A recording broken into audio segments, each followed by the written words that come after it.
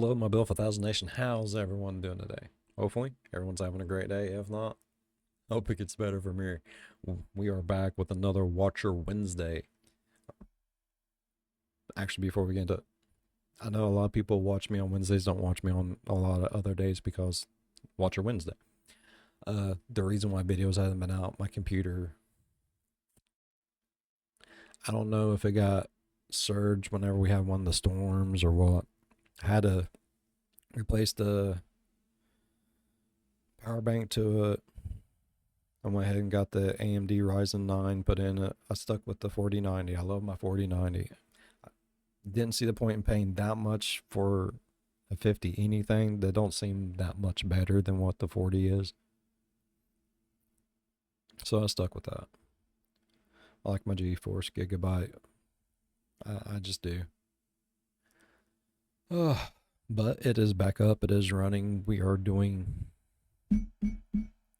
pretty good so far. Pretty good. I'm excited. And hopefully you guys are excited to get today's story. If you are, please go ahead, turn them lights down low, put on something comfy, cup with something special. Because we're about ready to learn some more about some DB motherfucking Cooper, bro. Oh yeah, it helps if I tell you the title, don't it? I know how to do YouTube, okay?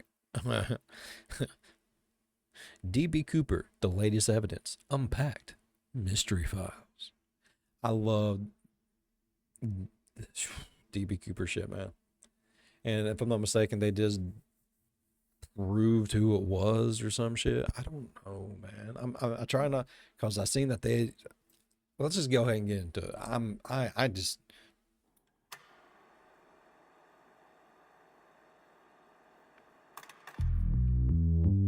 Welcome to Mystery Files, where we take a deep dive into cases that span from the creepy to the truly bizarre and everything in between. I'm Ryan, and today I'll be forcing my colleague Shane to revisit the case of the elusive DB Cooper. And in the end, you'll have to decide if the mystery is solved or if I think it's it is a mystery. No, I think it's all. I mean, I think. Try not to do it very often. It gives you wrinkles. Oh,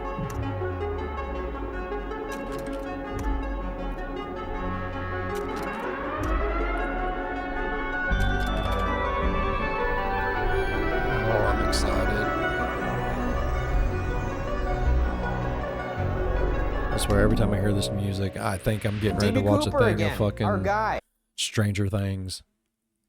I feel like there's been updates about this in the past decade. What makes you think that? For a while there, you know, people always on Twitter are like, they found him. Yeah. They got him.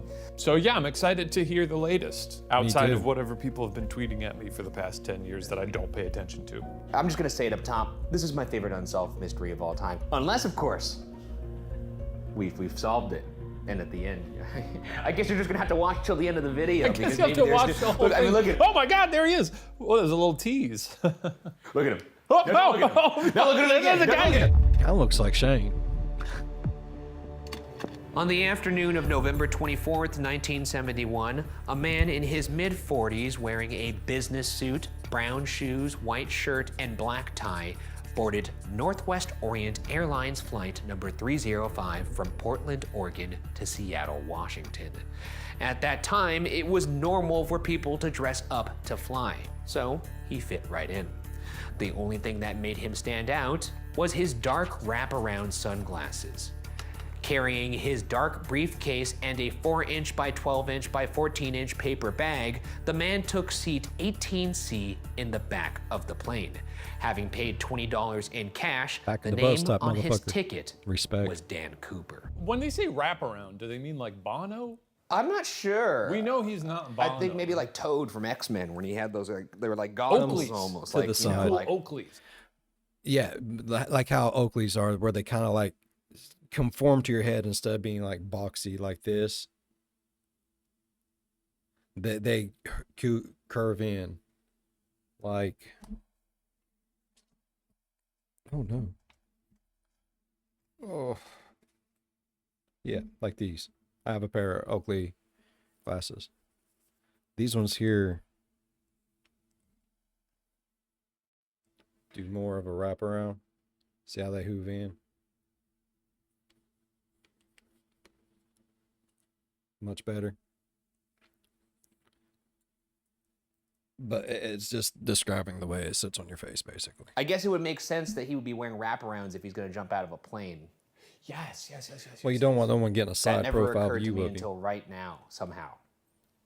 And no, I don't wear my Well, Oakleys very you- often you- because, To be fair, yes, they are expensive because they're Oakleys. And I love Oakleys. But I'm also very scared to wear them. So I don't even know what the fuck these are. Calvin Klein.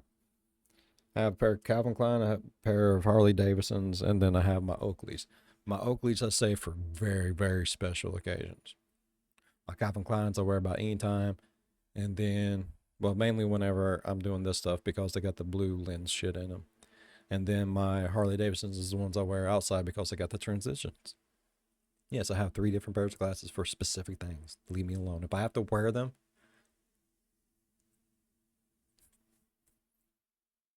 you know? it didn't occur to you either. No. It did not occur to you either. No, it didn't. I would It- let the it record didn't. show it did not occur to It you didn't either. occur to me. I'll level with you. It didn't occur to me. Shortly after the plane's 3 p.m. takeoff, Cooper handed stewardess Florence Schaffner a note.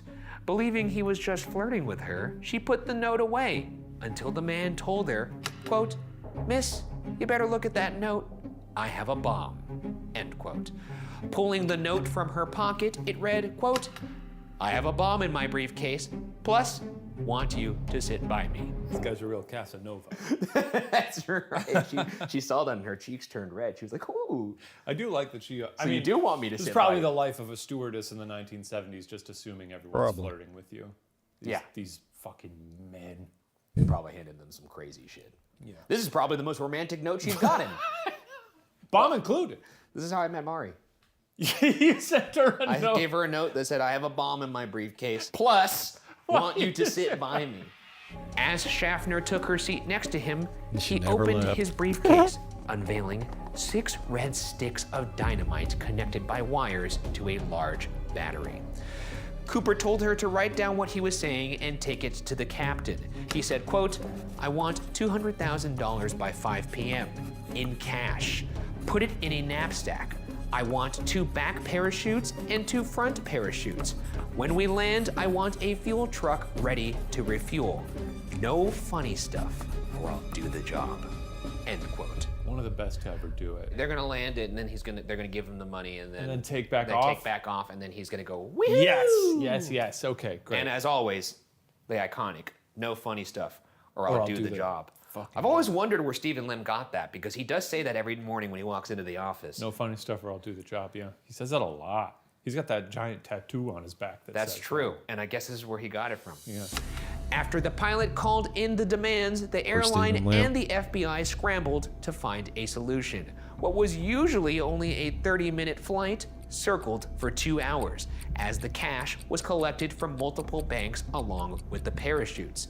The FBI desperately tried to find any Dan Cooper in their files, but nothing came up.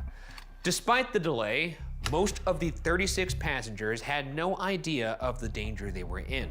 Everybody was calm, including Cooper, who sat in the back chain smoking and ordered 2 more bourbons with lemon lime soda. Hell yeah. Again, cigarettes. Hold that thought. Could I please have a bourbon and soda, please? And Lime, and lemon lime soda. And a cigarette. And what? some cigarettes. I don't smoke cigarettes. You can give the cigarettes to him. Give me a whole carton of cigarettes so I can chain Thank you smoke very them. much. Thank you very much. Oh, I brought you one as well. this is the DB Cooper special? Yes. Wait, is this actually bourbon? Yes! We're shooting, for the record, we're shooting this at 8 in the morning. Well, let's try it.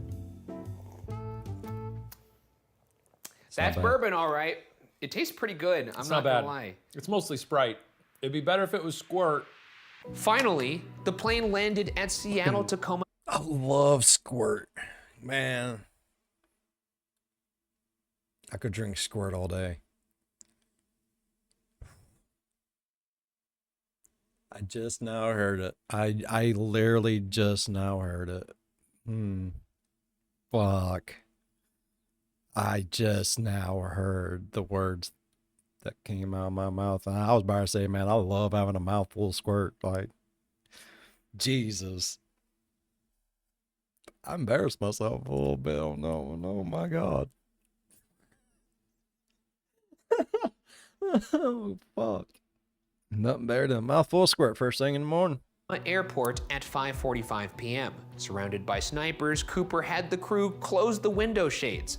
When the money and parachutes were brought on board, Cooper let everybody off, except for the pilot, co-pilot, flight engineer, Stewardess. and one attendant. It is kind of nice that he was like, all right, everyone get off the plane. That's sweet of it. Can you call him stewardess still? Is that bad? Did I do a bad? Am I not supposed to say stewardess?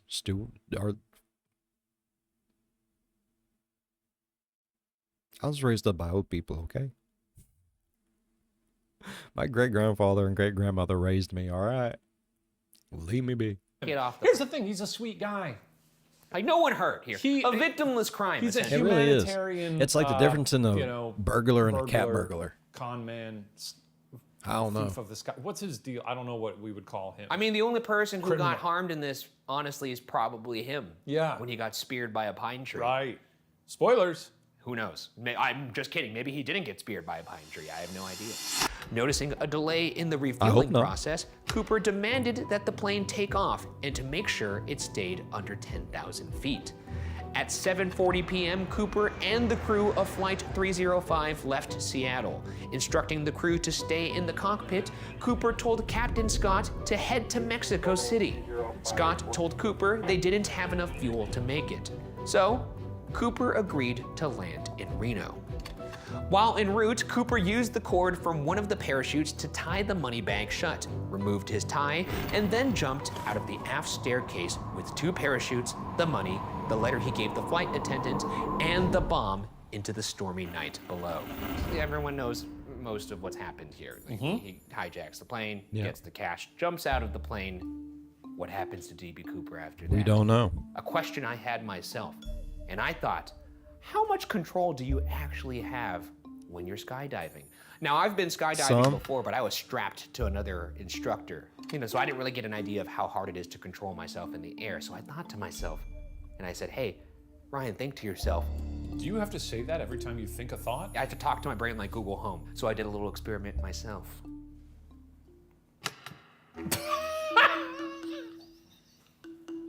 It's an interesting freeze frame. This looks like a horrible music video.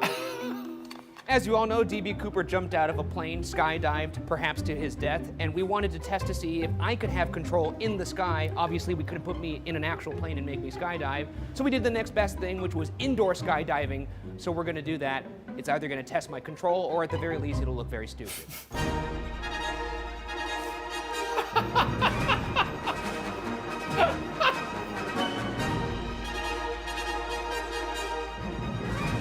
Wow. Look at you go. It's gonna blow you away. Whoa.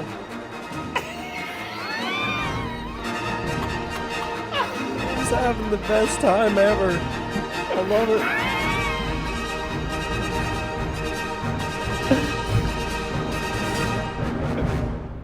Kind of looks like he I have had to fun say, and shit himself at based the on same that time. experience, this guy's dead as hell. Yeah.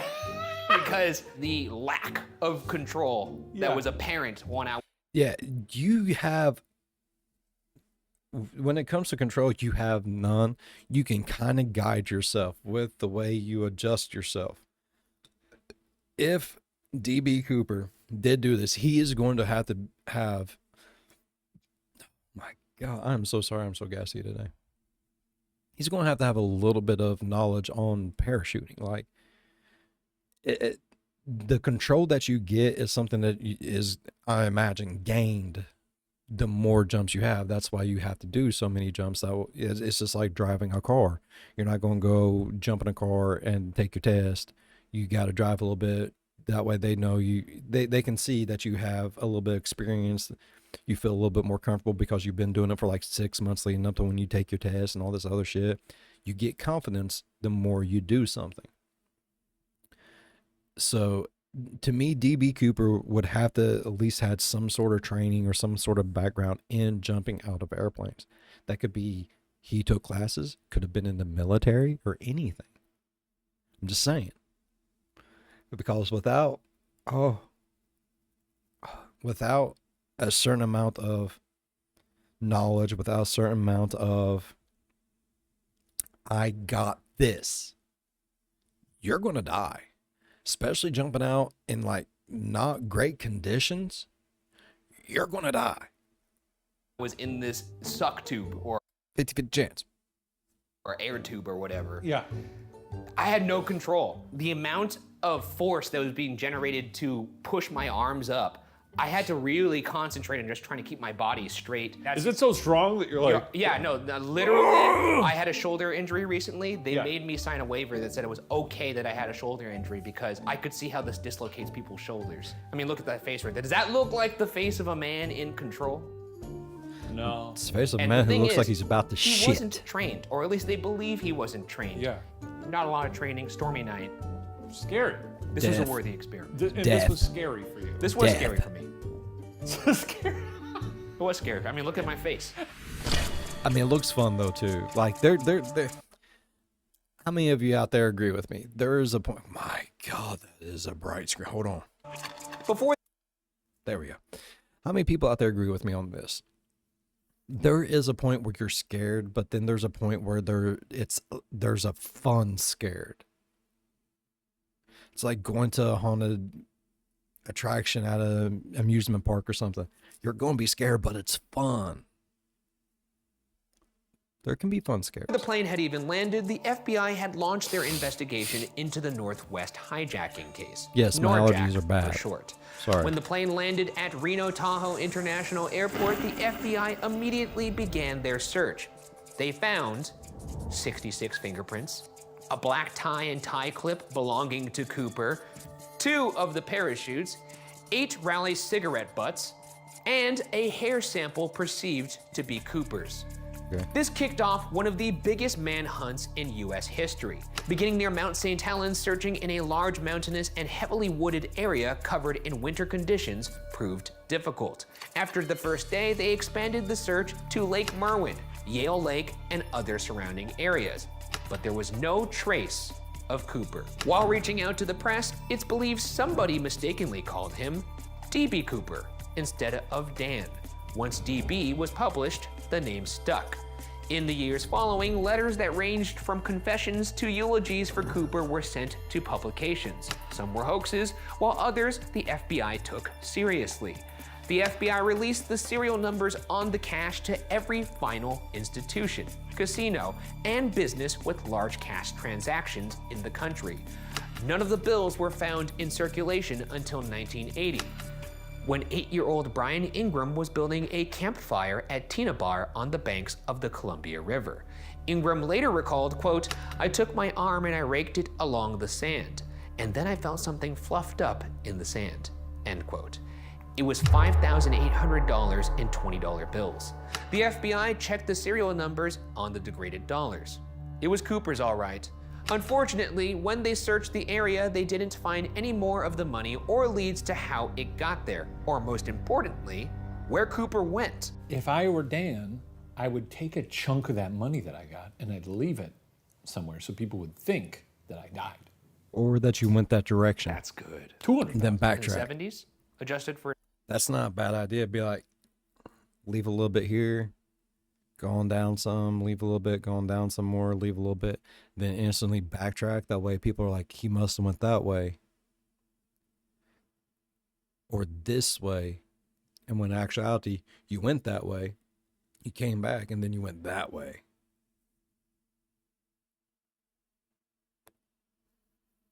I love this shit, bro. I love this shit. inflation. Do we have that? You want me to look it up? No, you just put your fingers to your head like you normally do and you could get it.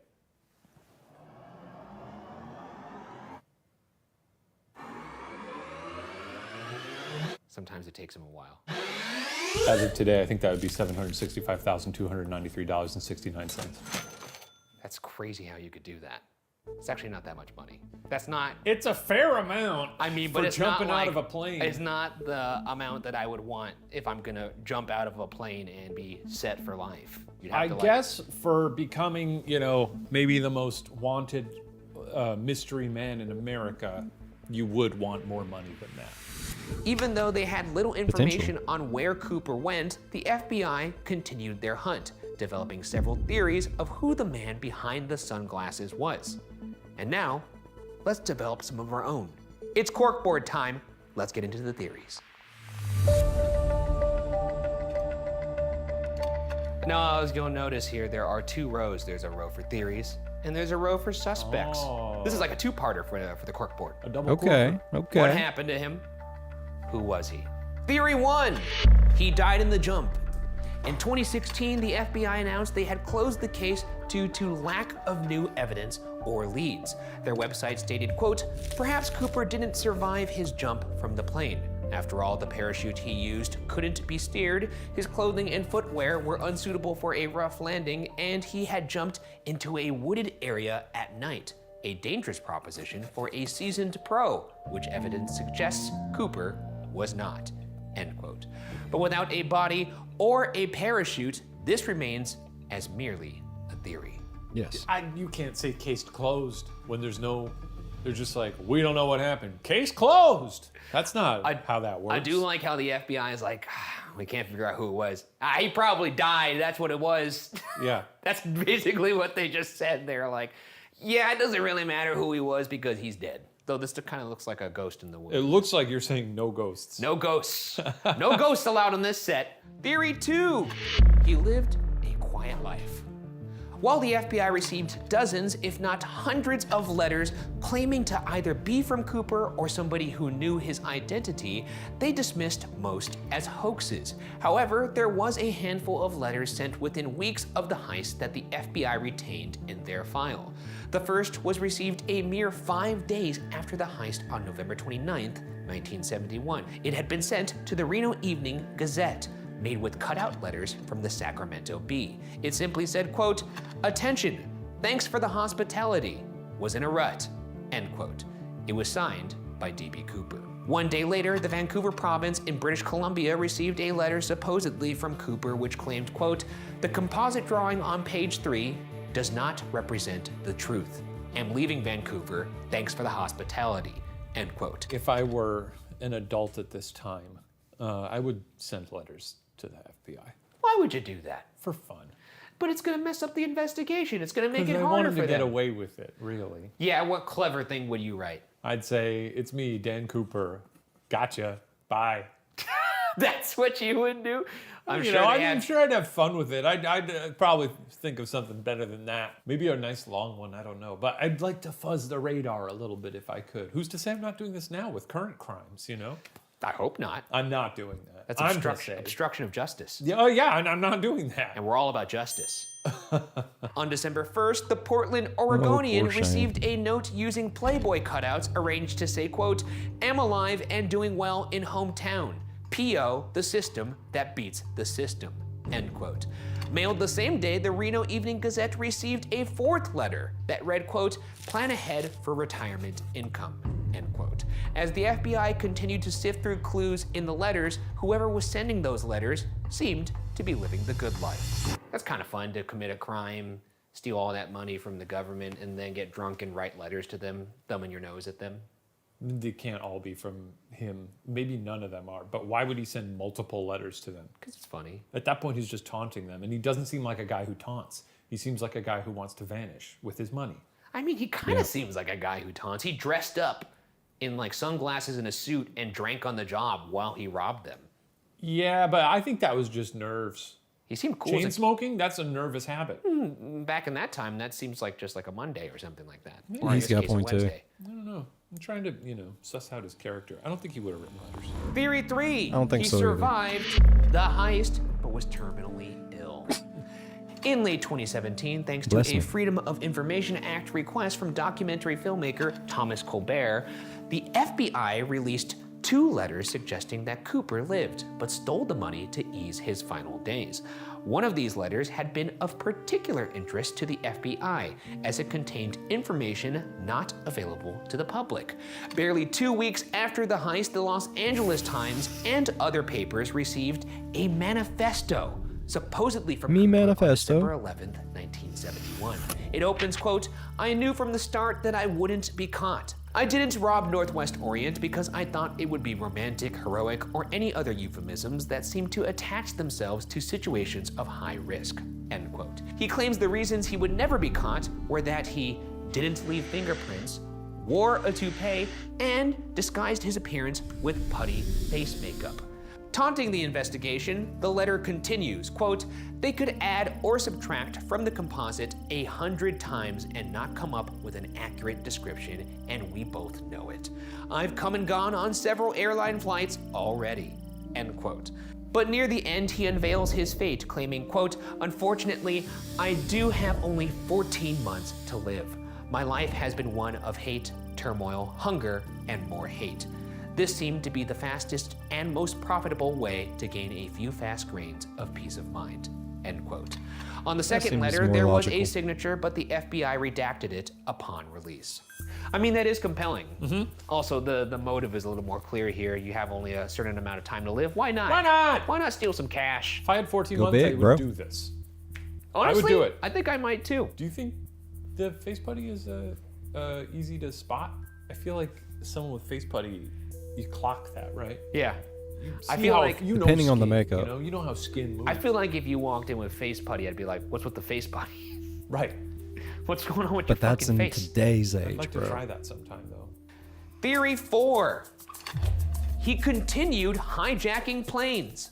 The Norjack case was just the beginning of a spree of plane hijackings.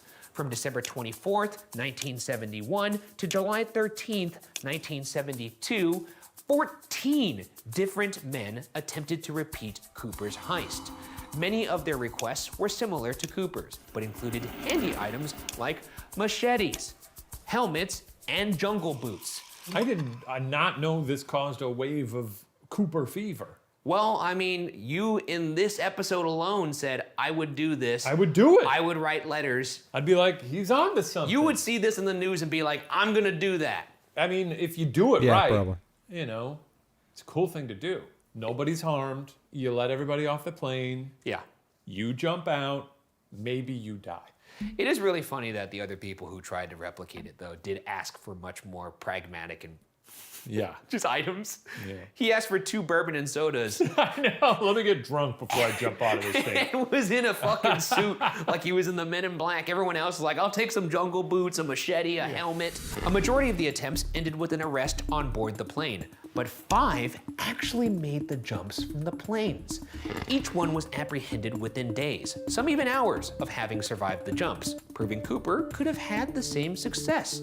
They each were imprisoned for decades for their crimes, but that did not stop them from being suspects in the Cooper case, which is a great little segue to the suspects.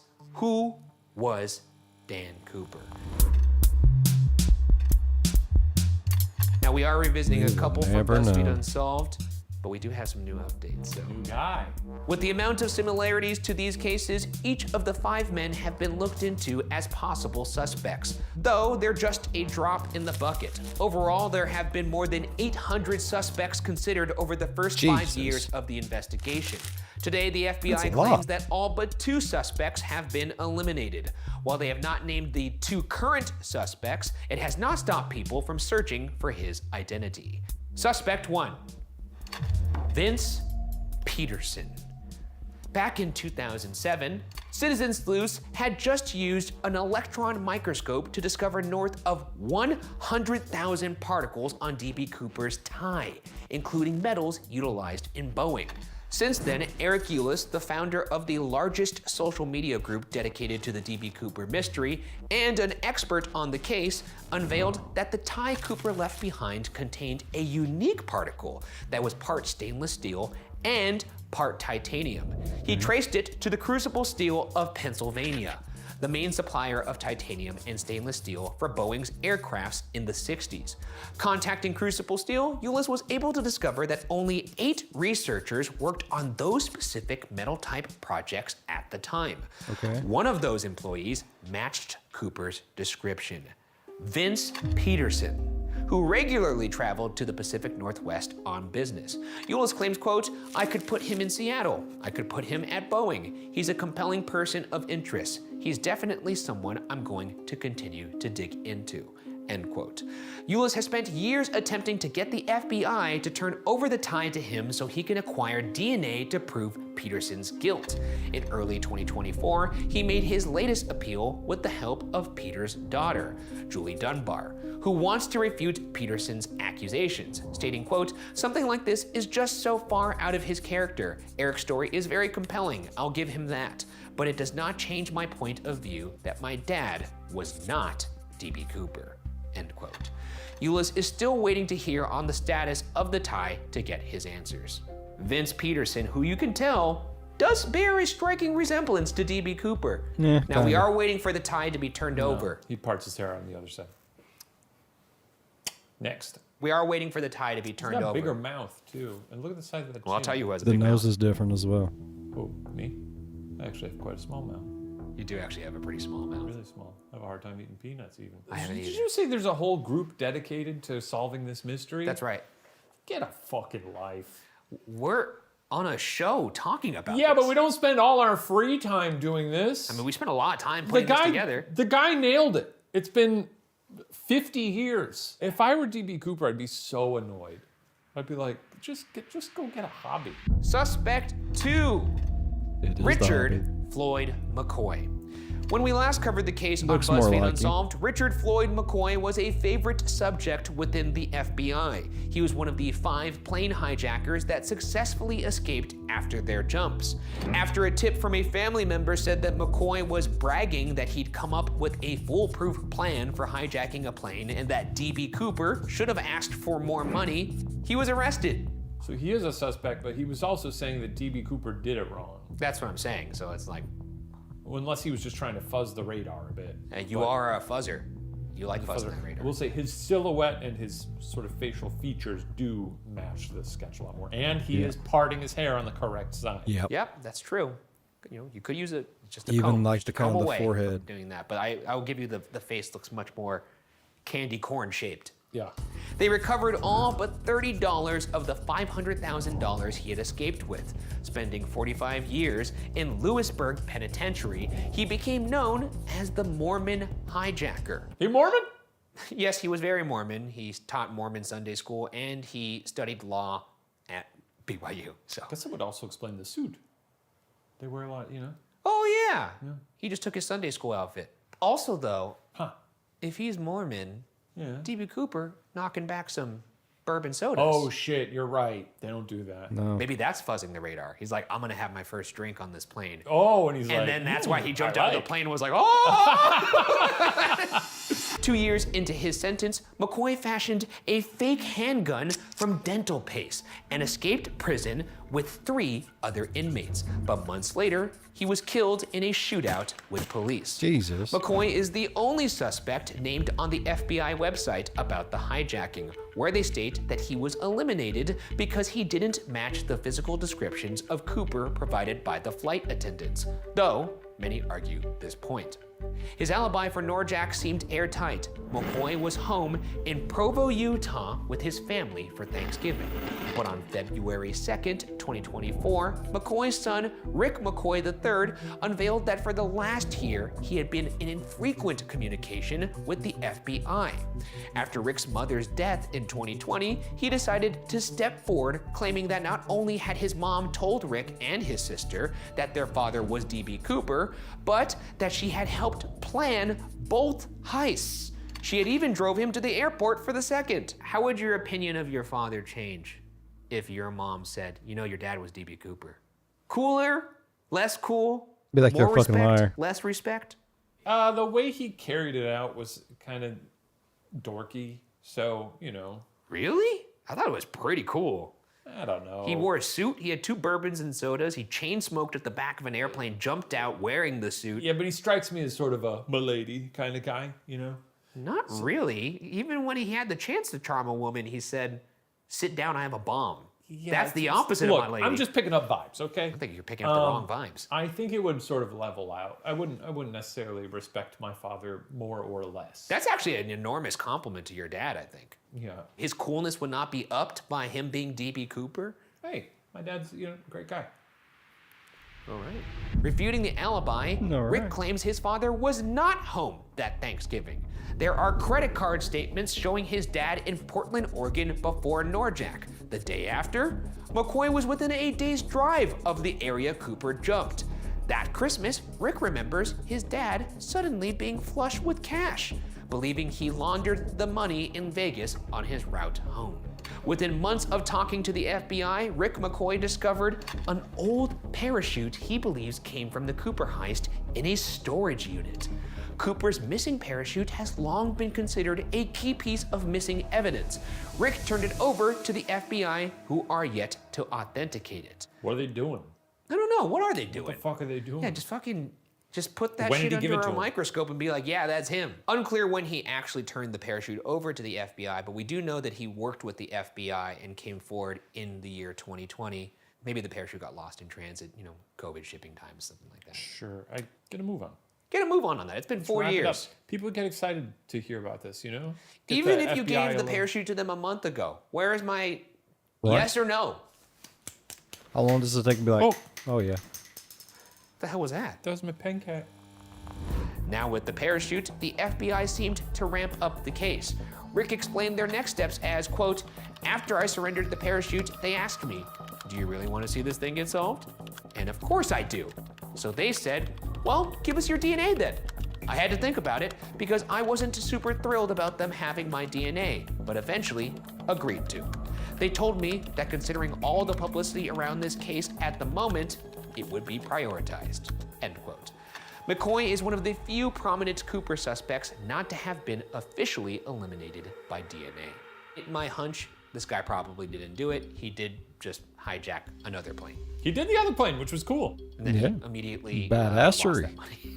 Strong suspect. Also, one thing I do want to say about the money laundering, his son, Rick, believes that his father laundered the money at Vegas on the way home.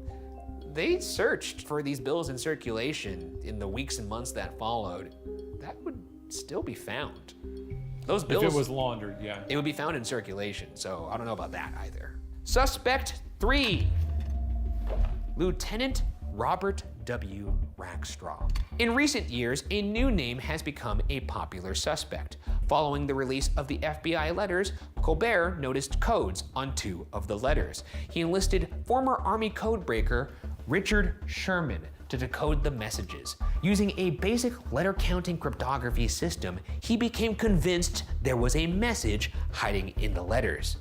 I'm Lieutenant Robert W. Rackstraw. That's what it said? That's what they think. That's what they think it said. That's what they think it said. That's pretty specific. Well, I mean, this is like, in this particular case, like if this person's gonna leave behind a trail of clues that would be a code, the bounty would be, who DB Cooper is. So it would just be, I'm Lieutenant. My thought is, why leave clues? If you leave behind a little puzzle and then everybody has to try and decode it for years and decades, now all of a sudden you've left a lasting legacy. But you haven't, That's because fair. nobody knows who you are. Until they find, I'm Lieutenant I Robert am W. Lieutenant Rackstraw. Robert W. Rackstraw.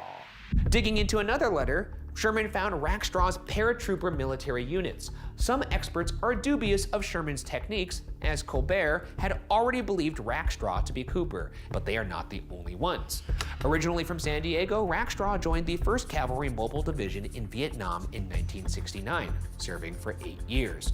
During this time, he was a helicopter pilot known to be a rule-breaking con artist. During his service, he received parachute training, scuba lessons, underwater demolition instructions, and classes on flying planes, piloting helicopters, and performing high-altitude, low-open commando drops. All skills Cooper used. A mere 5 months before Norjack, Rackstraw was kicked out of the Army for lying about his combat record. The FBI even said, quote, it was entirely possible, even plausible, Rackstraw's documented anger was at least part of the motive for the hijacking of Northwest Flight 304. End quote. Throughout the 80s, Rackstraw committed a series of crimes, including check forging, stealing cars, identity theft, and selling explosives. While being held for stealing IDs in Stockton, the local police submitted him to the FBI. Examining Rackstraw's mugshot, the FBI identified 9 points of match between it and Cooper's composite, from their odd head shapes to their male pattern baldness. When the Stockton Record interviewed Rackstraw, they wrote he, quote, identifies with the spirit of D.B. Cooper, a person he says had challenged the legal system and beat it. The prisoner then oddly switched to the first person. I think I stand for the American people. I really do, end quote. Later, the Los Angeles Times asked him if he understood why he was being considered by the FBI. Rackstraw replied, quote, oh yes, if I was an investigator, definitely so. I wouldn't discount myself, or a person like myself, end quote. In 2015, Bill Mitchell provided the description that led to the infamous composite. Over the years, he had been presented with hundreds of pictures, but when shown 6 pictures, he pointed directly to Rackstraw. On February 9th, 2018, Rackstraw, now in his mid-70s, was asked to confirm or deny whether he was Cooper after his name came out in the code. His reply was, quote, there's no denial whatsoever, my dear, end quote. So what do you think of these 3 guys? What do you think of that, by the way? He pretty much just said, yeah, it be me. Yeah, you know, another perfectly plausible one. It's been a while since I trotted this out, but I gotta say, I think we just gotta let this one be a mystery. I agree. I'm perfectly content never knowing. Me too. No, I don't want to know. I wanna know. If any of these 3 guys did it, good for them. And if they didn't, then even more kudos to Mr. Cooper for eluding us all these years. But if you had to pick one, I don't think we can possibly do that. you don't think he died? Maybe. You know?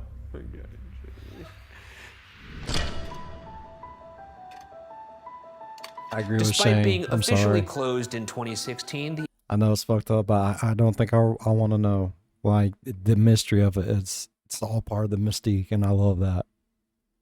I don't think I want to know either. FBI has quietly been working behind the scenes to follow these new leads. With renewed interest, maybe we will soon see the case solved. Until then, what happened to Dan Cooper and his true identity will remain a mystery. There you have it. We still don't know who he is, though we do have a couple loose ends we need to tie up. Speaking of which, we're waiting for this tie to get delivered to see if Vince Peterson is in fact him. And Richard Floyd McCoy, we're waiting on a DNA test. And of course, we have Rackstraw, who said, it is me. A lot of people have said that over the years. That's true, but he also, you know, his name was in a code. But we do have these 2 loops that have yet to be closed because the FBI be moving slow, or perhaps they've done it behind the scenes, figured it out, and been like, I'm not gonna tell you, nee nor nee nor nee. 8 more years, 2032. We'll keep doing this until we die. We hop back into the basement. What do you think is gonna happen first? We die, or DB Cooper is figured out? I don't think we'll ever know. Well, I guess my favorite unsolved mystery will stay unsolved. Oh. Oh, Just kidding. I said it. I said that. No, but it's going to stay unsolved for at least the time being. Yeah. We'll see you guys next week. Bye. Deuces, bro. I love that shit, man. Can you grab a VHS and read a title? This one says, I wonder what that's about. Oh, we might have to cut that.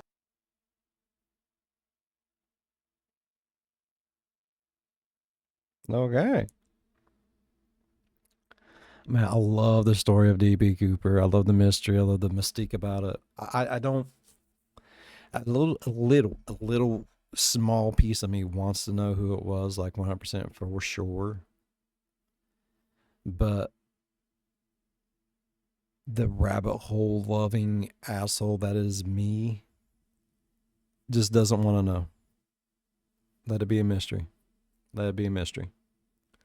Damn, I love watching Wednesday, man. Especially Mystery Files, Ghost Files, and yes, I know Ghost Files is already out and going, and bro, we're getting it. We're getting caught up. We're going to get there. We're in the zone. We're in the end game now. Yeah. All right, I really enjoyed today's video. Hopefully you guys enjoyed today's video as much as I did. If you did, please go down there, leave a thumbs up. It really does help the channel grow. While you're down there, if you want, go on over and slap that subscribe button. That really helps the channel grow too. Slap the shit out of it. Just slap it. If you want to know when all this crazy stuff happens, ding that bell, turn on all notifications, because that's going to let you know when this beautiful face is back on that screen again. As always, be good on one another. I'll see you in the next one. Bye-bye. Damn. I don't want to know, but I do at the same time. Nope, let's live in a mystery. Mystery.